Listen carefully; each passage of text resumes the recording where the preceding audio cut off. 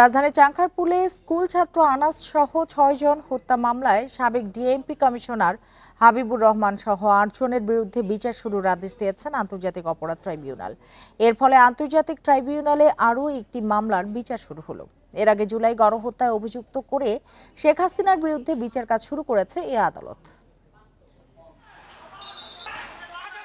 শেখ হাসিনা সরকারের পতনের মাত্র কয়েক ঘন্টা আগে গত বছরের ৫ আগস্ট রাজধানীর চাংখারপুলে পুলিশের গুলিতে নিহত হন আনাস। শুধু আনাস নন, সেদিন আরও প্রাণ হারান জুনায়েদ, রাকিব সহ মোট ৬ জন। সোমবার আনাস সহ ৬ জনকে হত্যার দায়ে ঢাকার সাবেক পুলিশ কমিশনার হাবিবুর রহমান হাবিব, সাবেক যুগ্ম কমিশনার সুদীপ কুমার চক্রবর্তী সহ মোট ৮ জনের বিচার শুরুর আদেশ দেন আন্তর্জাতিক অপরাধ ট্রাইব্যুনাল। এ মামলায় সাক্ষ্য গ্রহণের দিন ধার্য করা হয়েছে ১১ আগস্ট। আন্তর্জাতিক অপরাধ ট্রাইব্যুনাল ১ এই ৮ জন আসামির বিরুদ্ধে আনুষ্ঠানিকভাবে অভিযোগ গঠন করেছেন। অভিযোগটা হচ্ছে ৫ই আগস্ট ২০২৪ সালে ঢাকা মহানগরীর চানখারপুর এলাকায় মানবতা বিরোধী অপরাধ সংগঠনের মাধ্যমে ৬ জন তরুণকে গুলি করে হত্যা করা। ১১ই আগস্ট থেকে এই মামলার আনুষ্ঠানিক সাক্ষ্য গ্রহণ শুরু হবে।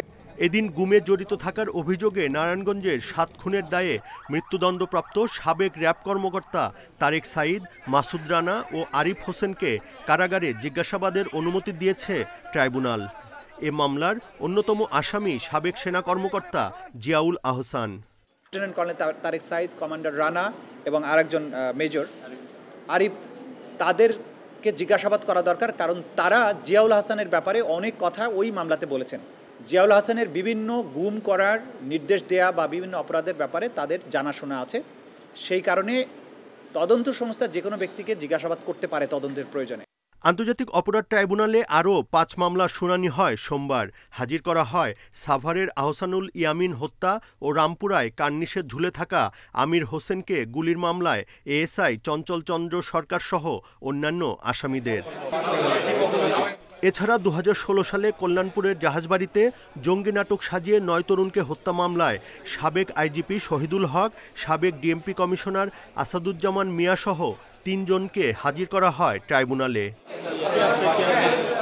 Buddhadeb Kundu, independent news, Dhaka.